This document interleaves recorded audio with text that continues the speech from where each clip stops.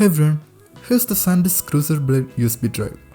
This is one of the, if not the most popular USB flash drives in the world.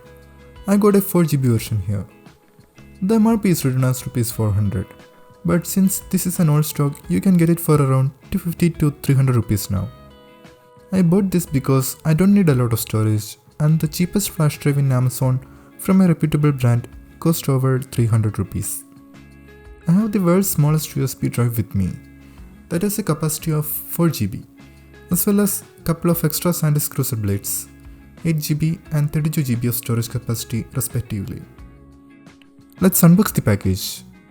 This is the SanDisk Cruzer Blade 4GB USB stick. The real world write speed of this drive is very slow at around 18 Mbps as you can see. And the read speeds are also around the same speed. I have also benchmarked this drive using Crystal Disk Mark, and as you can see from the result, the sequential read and write speeds are very low, about 5 times slower than my 5400 RPM hard drive. But the random read is around 5 times faster than a traditional hard drive, but random write speed is slower. This flash drive is hundreds of times slower than a modern NVMe SSD though, but the use case for those are different.